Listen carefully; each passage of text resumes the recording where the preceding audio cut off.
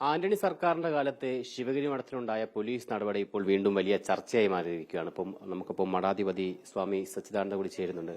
സ്വാമി, അന്നത്തെ പോലീസ് നടപടി ഇപ്പം വീണ്ടും സഭയടക്കം വീണ്ടും ചർച്ചയാവുന്നു. ശരിക്കും സ്വാമിക്ക് എന്താണ് അതിനെക്കുറിച്ച് പറയാൻ? അന്നത്തെ സാഹചര്യത്തില് ഏതൊരു ഗവൺമെന്റിനും ചെയ്യാൻ പറ്റാവുന്ന കാര്യം ആണ് ആ ഗവൺമെന്റും ചെയ്തത് എന്ന് ഞാൻ വിചാരിക്കുന്നു. ശിവഗിരിയിൽ നടന്ന ഇലക്ഷൻ 5 വർഷം കൂടുമ്പോൾ നടക്കുന്നതാണ്.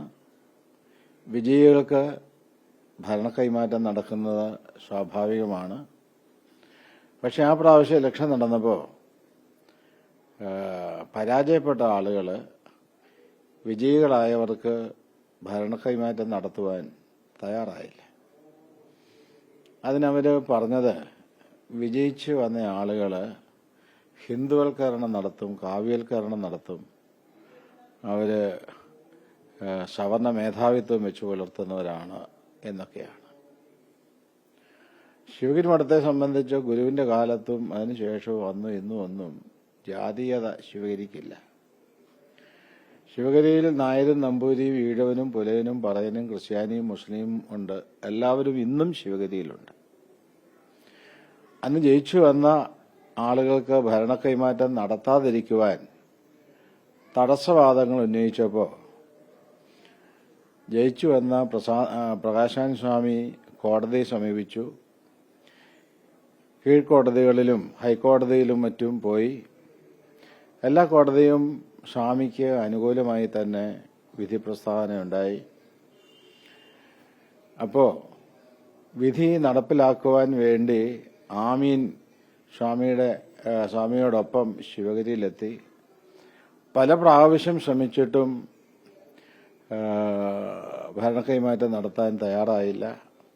തടസ്സമായി ശിവഗിരി രാമായണ മാസാചരണം എന്നൊക്കെ പറഞ്ഞ് വാസ്തവത്തിൽ ഈ ശിവഗിരി സവർണ മേധാവിത്വം വെച്ച് പുലർത്തുന്നു.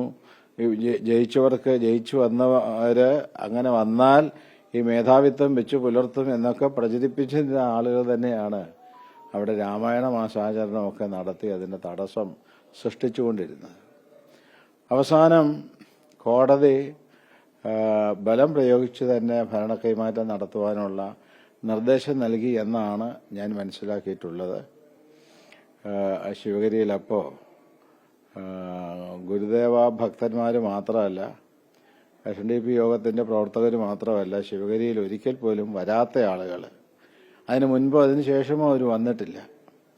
അങ്ങനെയുള്ള ആളുകളൊക്കെ ശിവഗിരിയിൽ ഈ സംഘം ആളുകൾ കൂട്ടി ഭരണ കൈമാറ്റം നടത്താതിരിക്കാൻ വേണ്ടി തടസ്സങ്ങൾ സൃഷ്ടിച്ചു.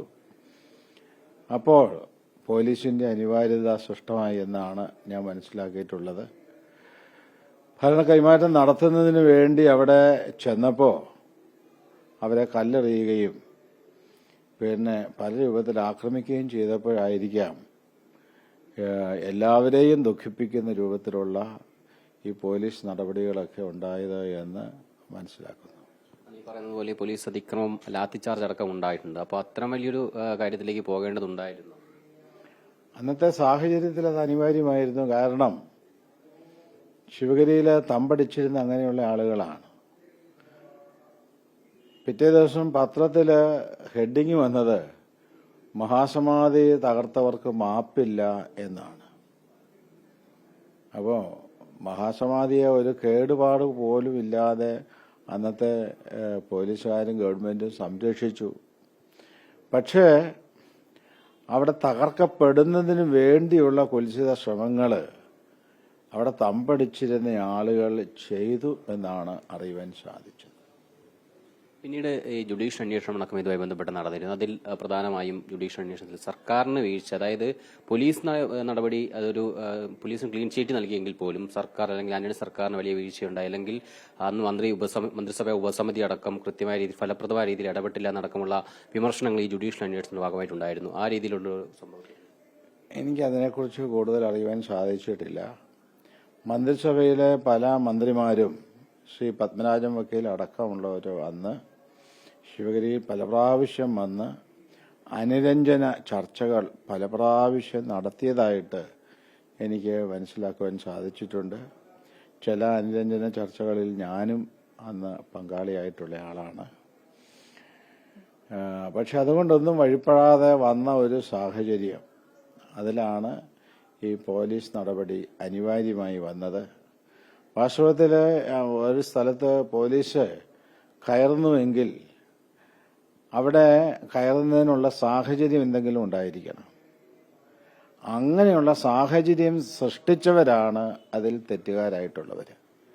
ഇപ്പോൾ ഇന്നലെ ഇത് നിയമസഭയിൽ വീണ്ടും ചർച്ചയായി വന്നല്ലോ. നിലവിലെ പോലീസ് നടപടികളും അതിക്രമമൊക്കെ വലിയ ചർച്ച കൂടി ആകുകയാണ്. ആ സാഹചര്യത്തിൽ ഇതിനെങ്ങനെയാണ്? ഞാൻ നിയമസഭയിൽ നടന്ന വാദപ്രതിവാദങ്ങളെക്കുറിച്ച് അഭിപ്രായം പറയാൻ തയ്യാറല്ല. ഞാൻ രാഷ്ട്രീയമായ അഭിപ്രായം ഞങ്ങൾക്കില്ല. ശിവഗിരി മഠത്തിന്റെ രാഷ്ട്രീയമില്ല. എല്ലാവരെയും ഉൾക്കൊള്ളുന്ന സമീപനമാണ് ശിവഗിരി മഠത്തിനുള്ളത്. മുഖ്യമന്ത്രിയാണിത് ഇക്കാര്യം വീണ്ടും സഭയിൽ ഉന്നയിക്കുകയും വീണ്ടും ചർച്ചയാക്കുകയും ചെയ്തു. ഒപ്പം ആന്റണി ആയിക്കോട്ടെ ഇന്നലെ വീണ്ടും വാർത്താ സമ്മേളനം നടത്തി ഇത് പ്രതിരോധിക്കുകയും ചെയ്തു. മുഖ്യമന്ത്രിക്ക് ലഭ്യമായ അറിവിന്റെ വെളിച്ചത്തിൽ അദ്ദേഹം പ്രതികരിച്ചിരിക്കണം. ഇന്നലെ ഈ നിയമസഭയിൽ ഈ ചർച്ച വന്ന സമയത്ത് പ്രതിപക്ഷത്തിന്റെ ഭാഗത്തുനിന്ന് കാര്യമായ ഒരു ഇടപെടൽ അല്ലെങ്കിൽ ഈ ആന്റണി സർക്കാരിന്റെ അന്നത്തെ ഒരു പ്രവർത്തനത്തെ വിശദീകരിക്കാൻ നടന്നു. ഞാനത് പറഞ്ഞാൽ എനിക്ക് രാഷ്ട്രീയമായ കാര്യങ്ങളെക്കുറിച്ച് അഭിപ്രായം പറയാനില്ല. എന്തായാലും നമുക്കൊപ്പം ശിവഗിരി മഠാധിപതി സച്ചിദാനന്ദ സ്വാമിയാണ് ചേർന്നത്. വീഡിയോ ജേർണലിസ്റ്റ് കുമാറിനൊപ്പം reporter Sarath S reporter Alappuzha.